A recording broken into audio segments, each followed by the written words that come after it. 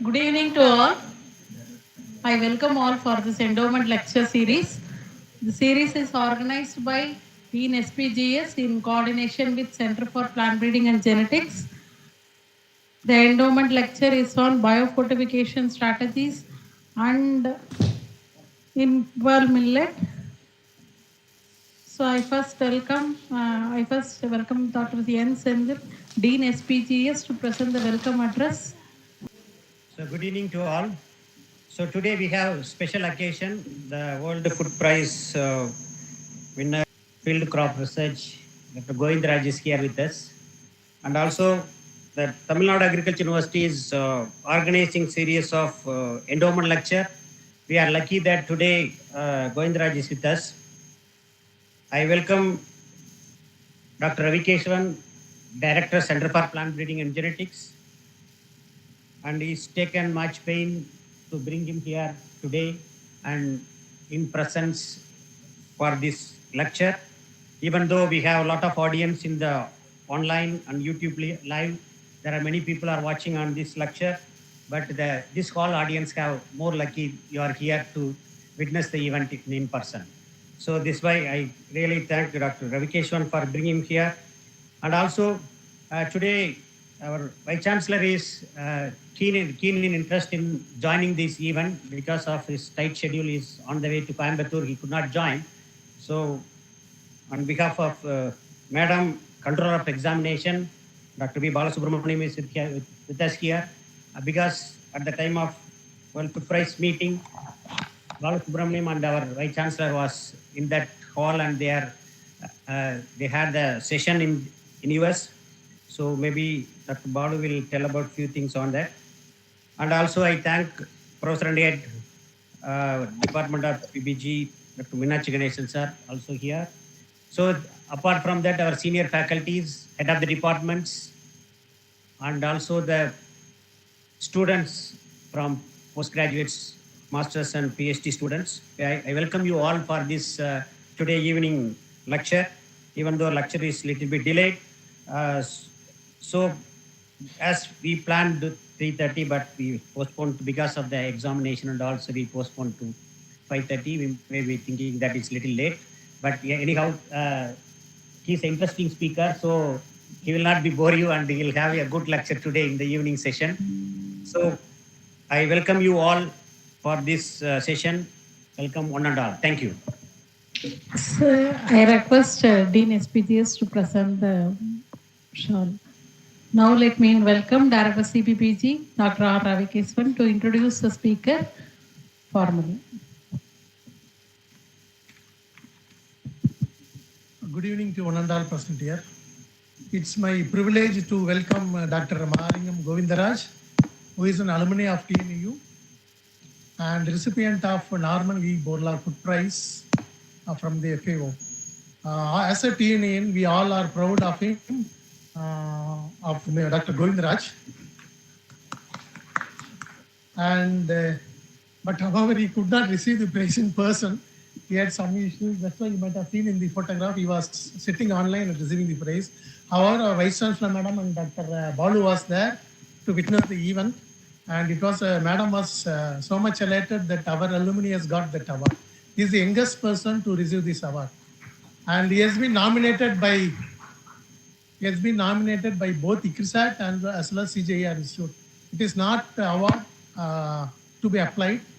It is being nominated by the international institutes, right? That is again an important thing which I need to tell. As a TNAN, he did his UG at the Kiligulam campus, PG and PhD from Genetics and Plant Breeding from Coimbatore campus. And even though he did PhD here, his research work was carried out at ICRISAT. Dr. K.N. Roy was his chairman. Those who are working in Parliament may be knowing Dr. K.N. Roy, eminent worker. He was with RS Plus till now. And then he joined ICRISAT. From ICRISAT, he moved to RS Plus, then to Sorghum, and presently he is the senior scientist at CEAT Columbia. And the award which he won for Norman E. Borlaug Award, that is for his work on biofortification of pearl millet. He has been working in biofortification past 10 years, and he has developed more than 1,000 biofortified lines which are being used as parents in India and most of the African countries.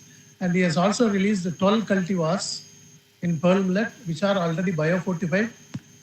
Students may be knowing the Anasakti was the first biofortified pearl millet hybrid, variety, and his contribution was immense. It is one of the biofortified pearl millet variety developed by Dr. Govindaraj. And uh, the award for which he got for the reason in African countries, malnutrition is a problem. So his research focused that because of biofortified varieties cultivation in African countries, at least 10 million people would have been benefited.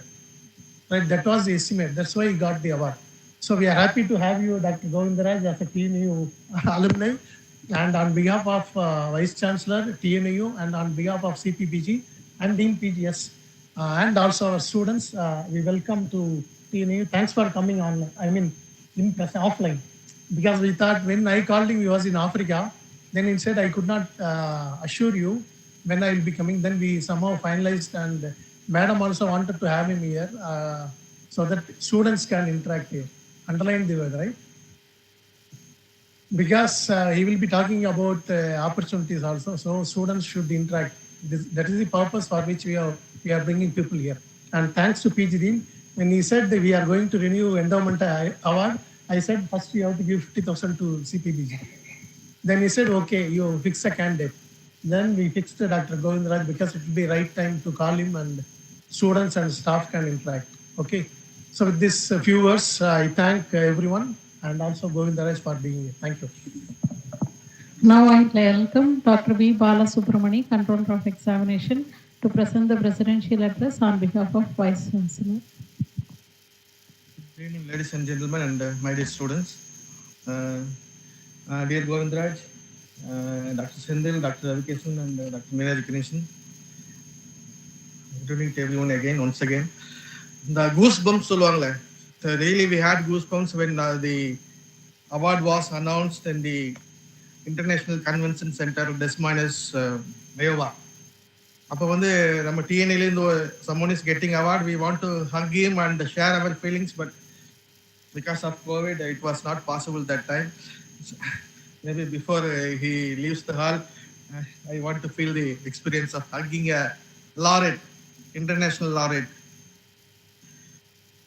So, anyhow, myself and Vice Chancellor Madam visited his room with all mask and everything. We wanted to knock his door, and he came out, and we shared our feelings, the happy moments. So it is going to be really a triggering event today. Maybe I don't know how many of you will be the next or future World Food Prize laureates, at least either a younger category or the elder category. So his speech today definitely is going to trigger the light in you, the hard work. Everyone is ready for hard work. Only thing is the opportunities, and the opportunities, our interests and our ideas, when all coincide, we can also achieve something. So I thank the organizer Sendil, and then Ravikesan sir and the speaker Govindaraj, everyone for sharing these happy hours as well as the important hours to enlighten the young minds. So on behalf of the Vice Chancellor Madam, I once again welcome and thank Govindaraj, and I don't want to stand in between the listeners and the speaker. Thank you everyone. Thank you. Now I welcome to present the endowment lecture by Dr. M. Govindaraj, long-awaited lecture by the senior scientist here at Columbia. All of you. First of all, I would like to thank the management of TNAU, including CPPG, alumni, for giving me the opportunity to speak on behalf of alumni, and also it's a part of research of what we are doing around the globe. It is hard that I think they overestimated my capacity, because I have to entertain you in the Friday evening, and almost 6 o'clock now. I hope I will not boring you, as they said, but I would like to share some of the success story or some of the challenges we passed um, over the decade. And under the the topic I given the broader way, is exclusive of genetic biofortification strategies and achievements. I hope everyone, many of the student friends and many people is online is watching. What does it mean biofortification? So biofortification is nothing but enhancing the. So the biofortification is nothing but enhancement of the essential micronutrient and mineral in edible parts of the staple foods. I repeat, edible parts of the staple foods, which can have the measurable impact on human health. That's the complete definition. So therefore, one can understand how these nutrients are chosen, and my presentation will give what the justification of the biofortification. There are many biofortification, but I'm focusing majorly on the genetic biofortification. Before going to the and the actual presentation, this is I usually give the what is harvest class. It's nothing but biofortification leader in the global research for development alliance. This is part of the CGAR group, and they are one of the challenge program is still exist, and they are continuing and the nutrition mainstreaming in today. And they have evolved from the from economics to the breeding to now the seed production and scaling up and the food industry. So it is a entire value chain coverage. We have a lot of expert in all the area, and therefore they'll be present in most of the countries, in most of the crops which are largely consumed. The challenge is all we know that why biofortification is required at this moment where the food insecurity is prevalent. So this is the question, is 15 years back, it was put forth that even today, it's about 2 billion people and plus 1 million people, and from the low and middle income countries.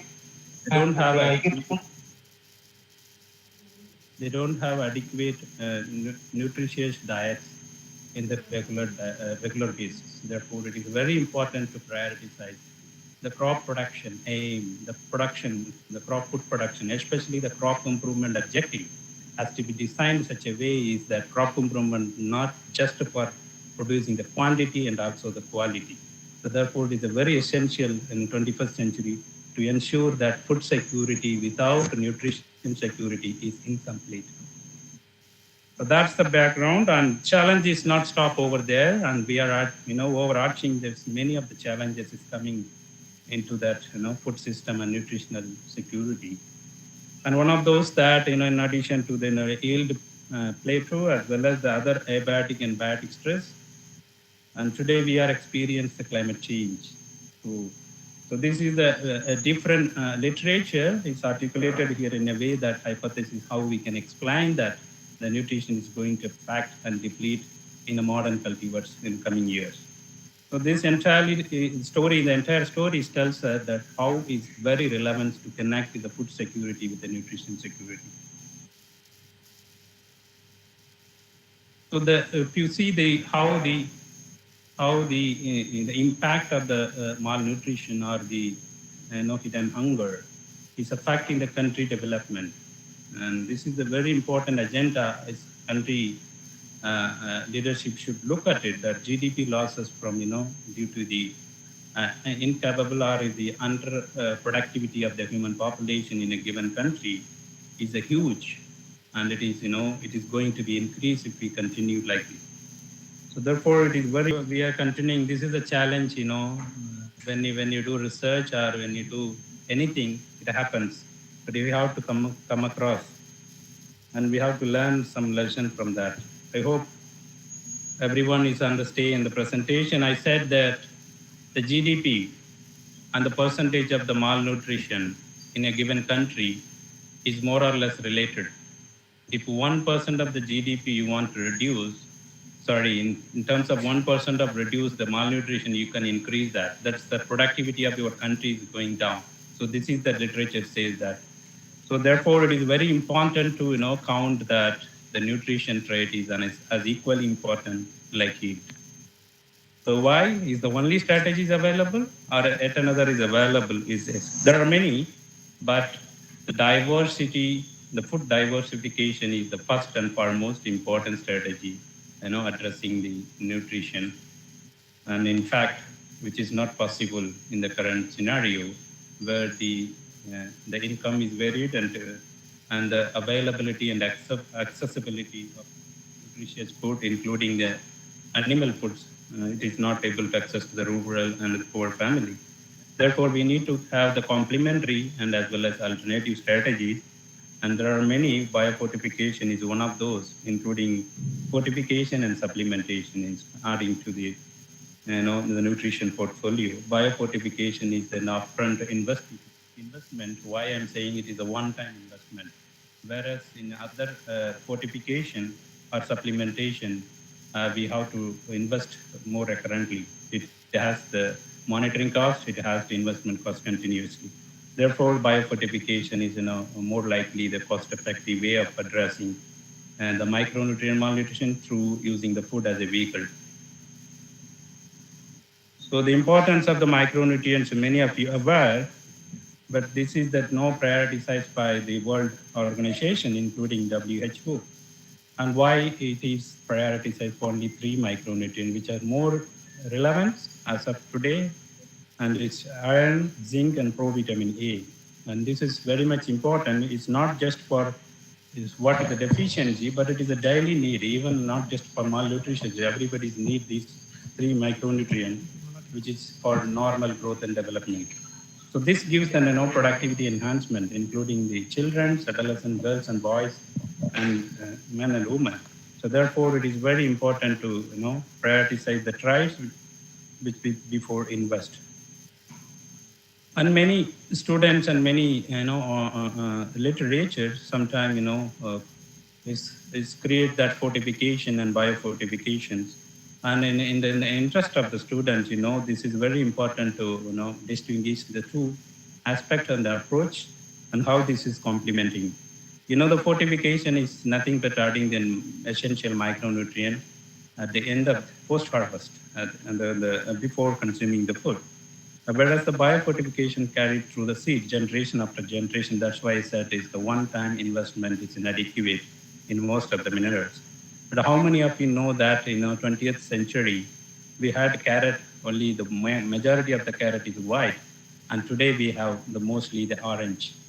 In those days, it's only 50 to 60 ppm carotenoid in those carrots, but the selection is happened towards the orange, and today we are seeing maximum in the orange carrot, which carries more than 200 ppm carotenoids, which we are not paying additionally for those foods, which is equally mainstream. So that's the approach we are following. As I said, the genetic biofortification, plant breeding comes together as a genetic biofortification, whereas the agronomic biofortification exists, but using then a mineral fertilizer and foliar spray. So this is also possible, but as I said, is the recurrent cost involvement and the environment friendly is more important. So before starting I think mic is not working. Okay. Is audible, my voice? Yeah. So there are 3 questions was asked before inception of the biofortification from the donors and from the various stakeholders. Is it possible to breed the varieties or crops that can have the adequate essential minerals or vitamins? Number 2 is that all those are bioavailable to the human body after consumption. Number 3 is that the farmers will adopt such variety after a developed investment of the huge millions in various parts of the country. I hope my coming slides will give you, a better answer and how these were addressed. First foremost thing is that the prioritization of the research agenda in any of the program is the key. So otherwise we are in the wish list. So therefore, this is very important to know that biofortification priority index, which is the multidisciplinary index, which account for the production area of the given crop, the consumption, per capita consumption of the given crop, and also the particular nutrient prevalence in those countries. So all put together, this index was developed, and it can give you, this is the interactive tools available in online. You can check after the seminar. It's very useful for not just for the donor who can invest where and which crop and which nutrient, and it is also important to the breeder to focus and know how relevant our works. So therefore, the biofortification priority index is the foremost guidance principle in terms of the nutrition breeding. So therefore, going to the detail how priority is broken down in the crops and traits and geography, and it's not just like a yield. I'm selling this is that, it's the invisible trait. We have to be double care when we are selecting or breeding these such nutrient traits.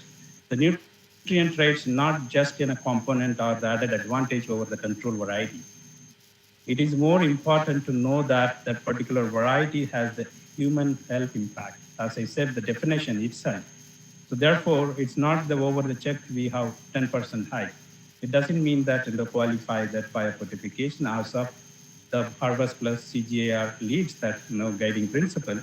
And these three micronutrient, you can see that the blue one is that what's available in the crops which are commercially grown as of today.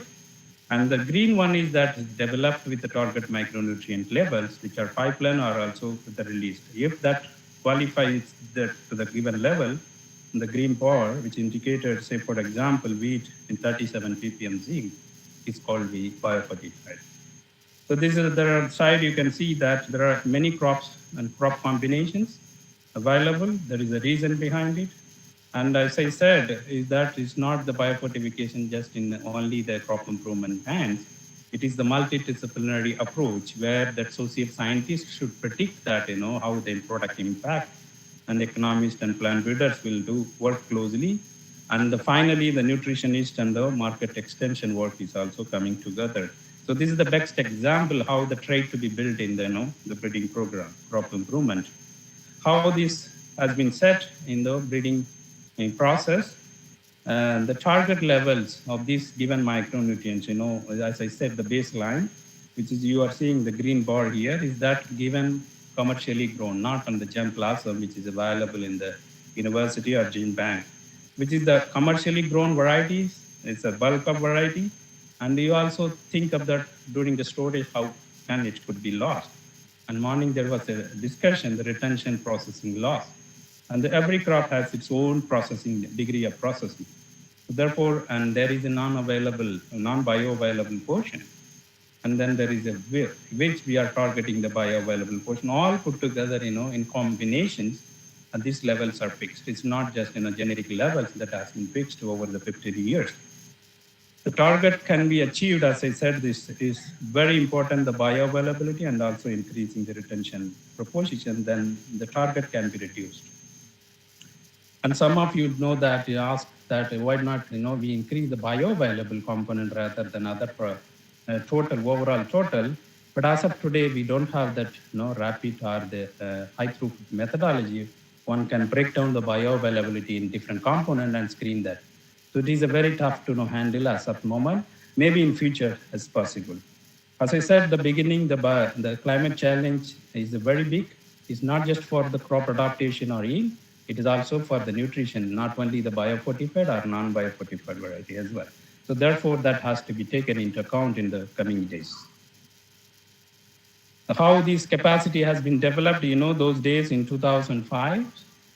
So these are calorimetric methods. So this is, and then we progressed to the semi-quantitative image analyzer. And there was the spectroscopy technology came, and it was used for mostly protein, zinc, and provitamin A. Whereas the XRF come in the game changer, that's is a very wonderful gift to the biofortification program, which can handle that very easy and high throughput technology for heavy metals, including iron and zinc. So today we have the second generation XRF model, which comes mostly these instruments are used in the mining industries, not for the plant sample in those days. And last 20 years, these discoveries happened with the help of Oxford instrument. And today we have even light heavy metals can be assessed using this technology. And therefore, it's not just the high throughput, it's also the cost effective, handling the large number of germplasm and breeding lines and trials samples. So therefore, all over the world, we have more than 25, this is the world slide, more than 25 XR placed in all over the world in the CG Center as well as the NARS program. So this is very important to know that it's a very $1 to $2 per sample, and no skill can be developed. It is anybody can operate. It's no digestion, non-destructive method.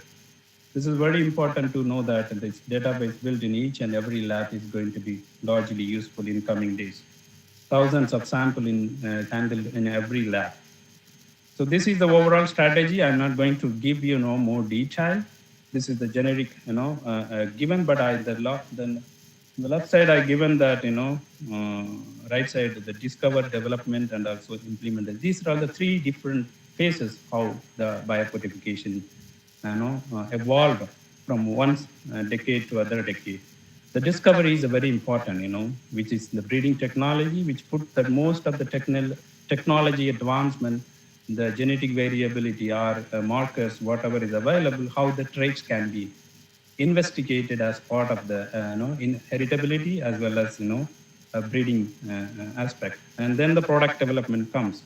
And therefore, then the product development should have that commercial value. Therefore, the implementing the commercial breeding aspect and also deployment in the seed system is very much important. And today we are in rapid scaling mode, and also the development of the mainstreaming plan in most of the crops, what we have worked so far, with the help of the CG as well as the NOR system.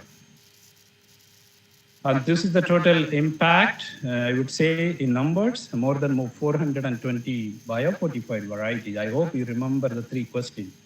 The number one question is that can be bred, and this is told that it's possible.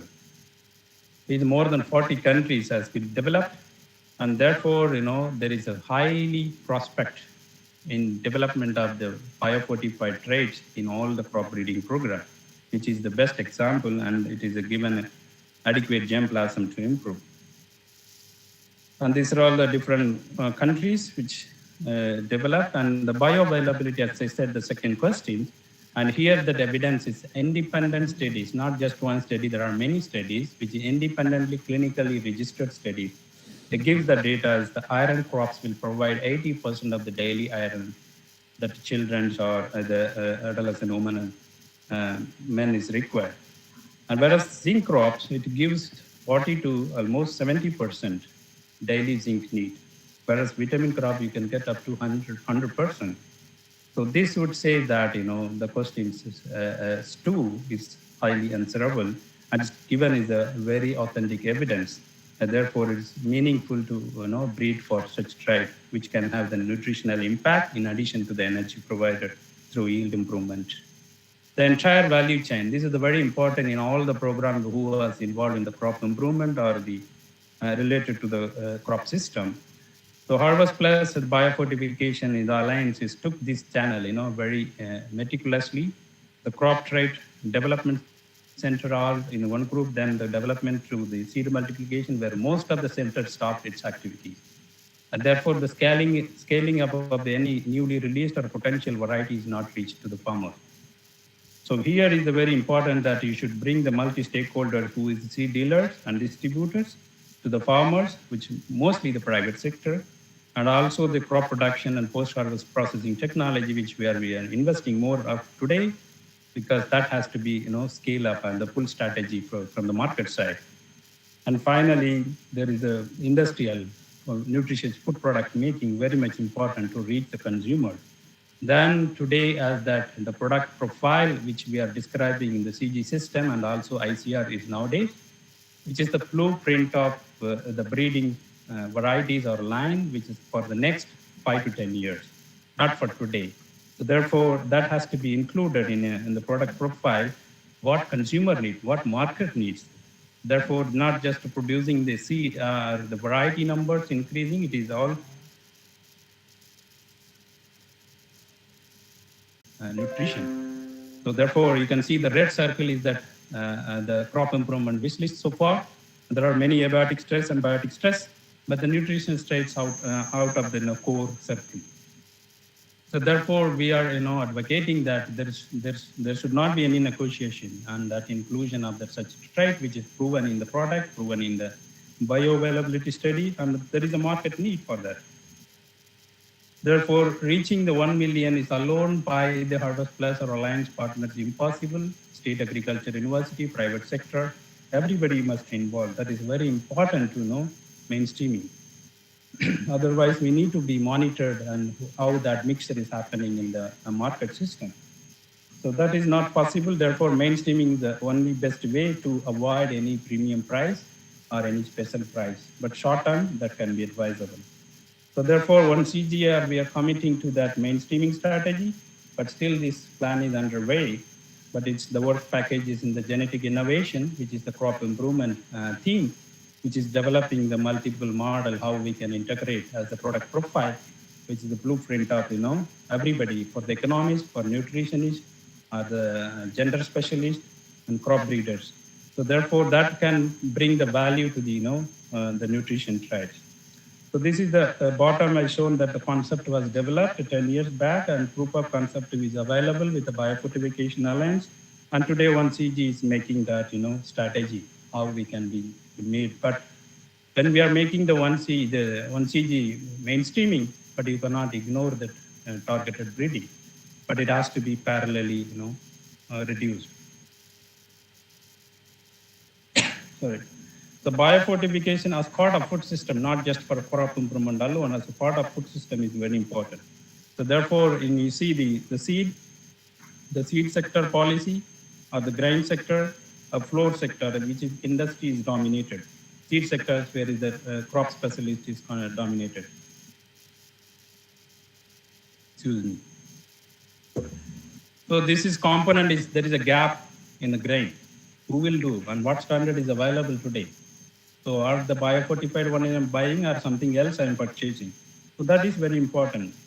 With the help of British Standards Institution, BSI, Harvest Plus and GAINS program, we have evolved with that a kind of specification, global specification, that is a publicly available standards, PAS, which is 233 specification for zinc, 234 for iron, and 235 for vitamin A. It's very guideline, very much linking to what the breeding is doing, how we can connect from seed to grain and grain to the food processing. So therefore, every procure agency can follow this guideline so that we are connecting between the crop improvement and the market. So therefore, we know one of the best model, and ICR is nowadays publishing that collective how the biofortified varieties is bred and also the what numbers and the seed production strategy. But it is require more national standards to monitor.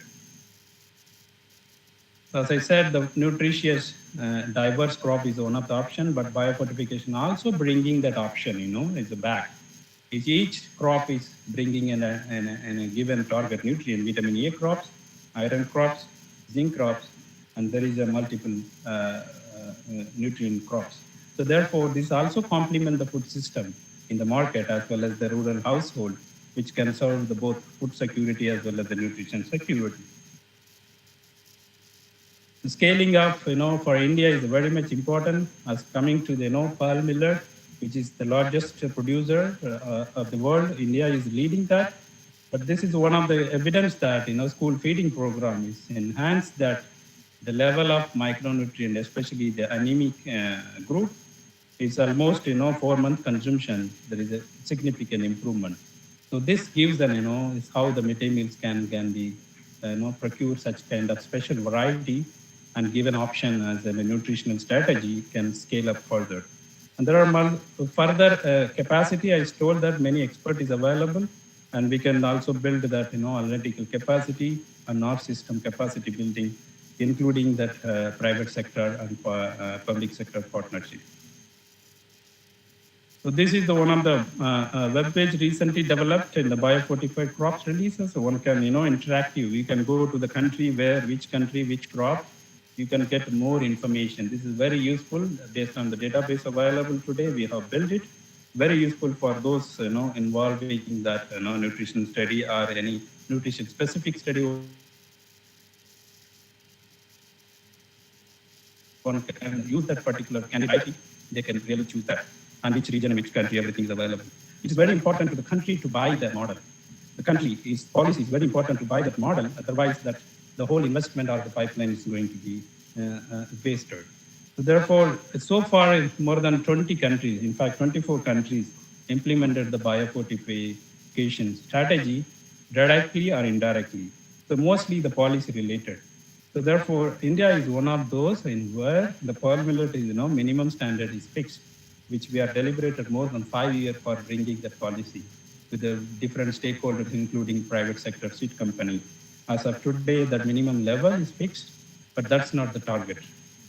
So therefore, this policy implementation is very much important to boost that, the idea of the nutritious diet, either in the food system or in the crop research organization. So one of the best example I would like to give here, the Pakistan zinc wheat varieties. Especially there are a couple of varieties released, but Akbar and Nawab 21 is the most famous one, which is reached almost more than 20% of the seed market. As I said earlier, the releasing number is not matter how much we are sharing the total seed system. In Pakistan, in the whole wheat seed production, this occupies close to 20 to 25%, which is big as a single variety.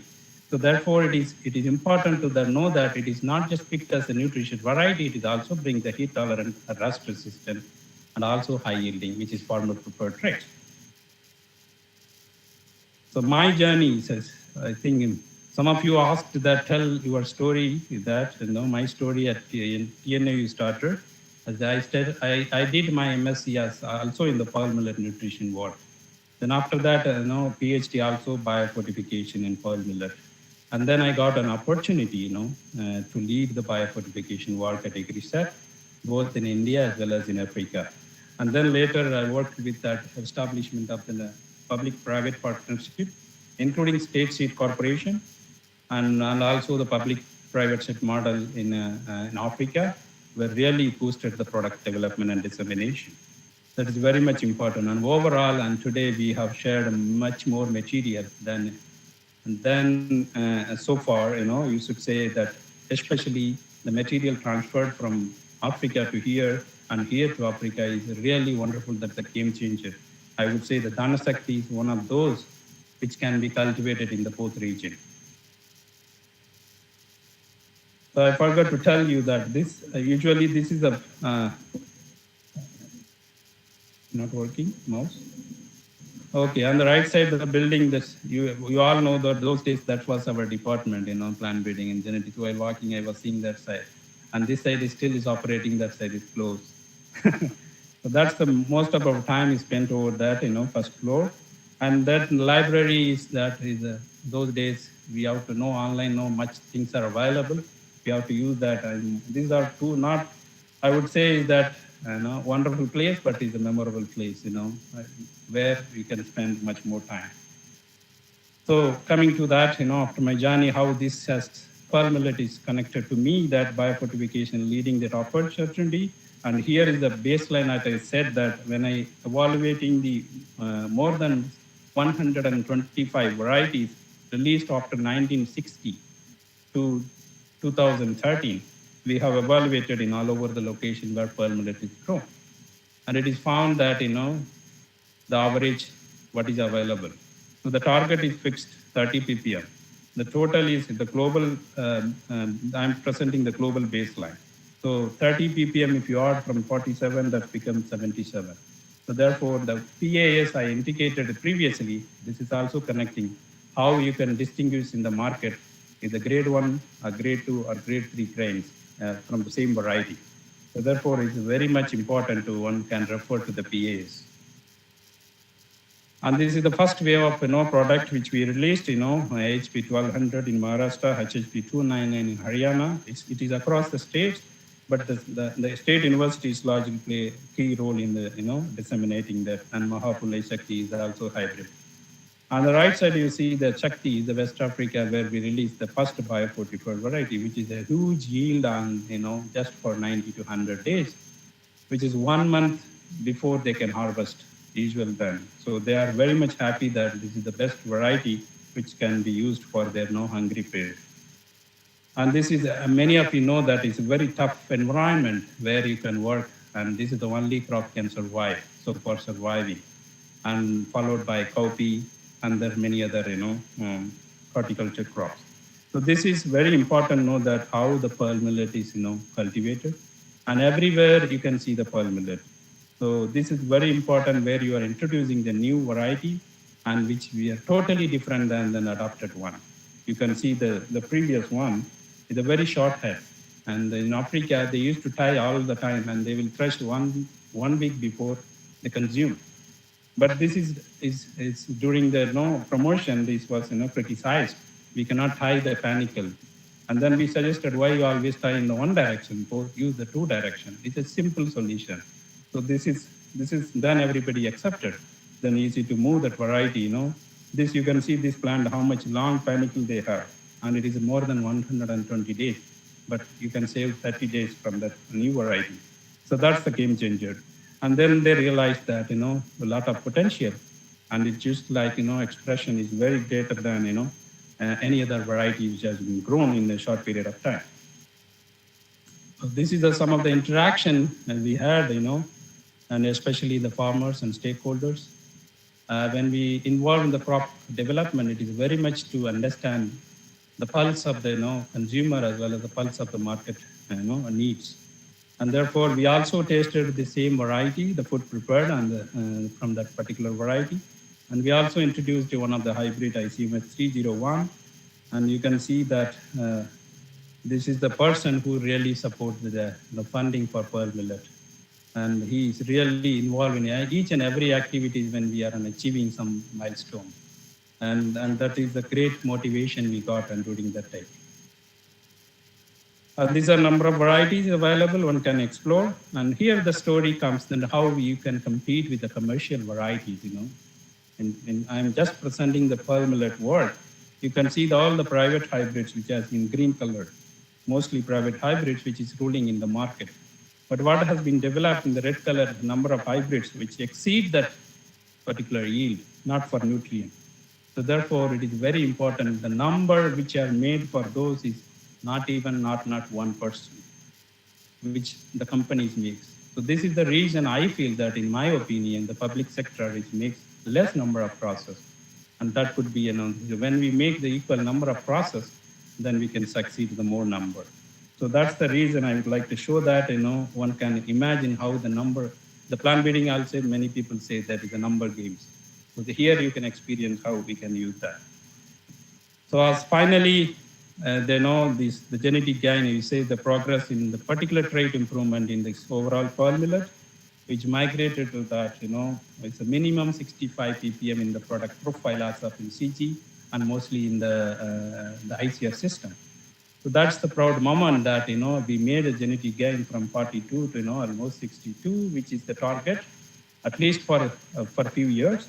And therefore, the final target of 77 can be met in a few years or half a decade. So therefore, this is the challenge, moving the cow from one place to other place where you can get adequate or sufficiency. As many of you know, this award has been given not just for, it's kind of one variety or two, is the overall development. It's what has happened in a single crop and how much impact made in the consumer and farmers. And it is very important to know that, it's really making the nutritional impact on human health after consuming, which is not part of the crop improvement, agenda, which is studied by independently and clinically registered trial. So that's the wonderful. And today, and this is 5 lakh hectares is grown in India. So that wonderful that, to know that how really is making, useful to the people. And we also sent this material, not only this, and additional materials in more than 5-6 countries in Western and Southern Africa, and also in Central Africa. This is very much important, how the research for development can be made significantly different than usual. So therefore, I hope that the upcoming next generation, the breeding or any crop improvement, when I say crop improvement, it includes everybody, including start from economics to the genomics to everyone. So they all contribute to that. So therefore, so far what we have done, the technology is not available. It is not that, genomic is not used. The technology is not available, but nowadays it's coming up with more upfront, and that can be used. And India is not just for millet, we focus also, zinc wheat, which also is implementing, but the technology almost same and impact almost same. That's why I'm skipping that. And the business of plant breeding is today is that plant breeding is becoming a more of business as kind of, commercial sector. This is what market intelligence, what one CGR decide and which product profile can be invested and how much can be invested on what basis. So therefore, I'm coming back to that, how this trade is important. One has to advance in a particular variety to the, national release or maybe to the partner. They have to meet certain quality. So therefore, the market intelligence group where is non-expert of the breeder is sitting, they can analyze and tell that this is the trait they need. And therefore, the crop product profile can be developed. And that's how we started working. And therefore, the allied variety alone cannot flourish. So therefore, it is very important to check the market needs and consumer needs. And so far, we only focus mostly the farmers' requirement. And today, we have to see the consumer requirement as well. So that's the story. So you can see that how the private sector play is the courtesy of the one of my partners shared this slide in case of pearl millet. They replace the variety. That's the product profile is coming to that every 5-6 years. We have to replace the old variety, which is better than the existing one. So therefore, the total amount of the seed production is not going to change as the area is the same.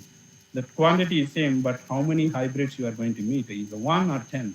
That's the matter.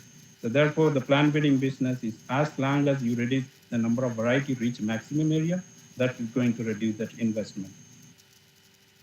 The mainstreaming strategy is just we are developing the overall plan, but 1CG is going to play a key role that investing in the one stream of funding and including NORS, where the NORS also can explore the opportunity to include the nutrition traits. The whole impact as of today is that more than 60 million people is consuming in all the crops, which is a huge impact. And after the COVID, it has been picked up very quickly as the nutritious crops is much more needed and demanded in the market. So therefore, it's a huge impact. And then I said that question third is, will farmer grow? Is the consumer already adapting? So therefore, it is very much feasible. So therefore, this is the final, I hope this is the final slide. I don't want to repeat. Many varieties are released and the technology is proven. The proof of concept is demonstrated. And therefore, I think today we need to act how best we can utilize such technology in most of the crops, which are largely consumed. I repeat that the definition, it's the edible parts of the stable foods. That is key and where we need to invest. So therefore, the policy is not just from the government alone, it's also come from the institution. As an institution, we don't have any policy framework as to be made for a particular varietal advancement or varietal breeding meeting. This is very key and opportunity to include as many as experts from the various disciplines to understand where we are going. So therefore, it is very important to cope with the climate change. The climate change is not going to be too much threatened, but we can monitor and we can stabilize the nutrition need for the people. So therefore, finally, it's not least, it is very important to educate the students and also the public awareness on the biofortification is very neat. It's not different than a usual process. It is just like any other crop varieties released. So therefore, the development agenda of the country or the institution must focus in such type of product development. So this is what one of the comics we used to say that in most of our presentation. So this is how people we do that most of the work and repeat that, and somebody can help easily, and we can move faster. So that's the reason we are is one of the evidence biofortification why it is successful. It's included as many as discipline is possible. It's worked as many as partners is possible. It's spread across as many geography as possible. So therefore, it is very important to unite, the expertise and move faster. So our aim is to 1 million people reach by 2030 as the overall biofortified crops. It's not possible alone. It is as with the additional investment, as a new partnership is very much critical to achieve this. So therefore, thank you for you listening on the Friday evening. Thank you, Ananda. If any question, I can proceed.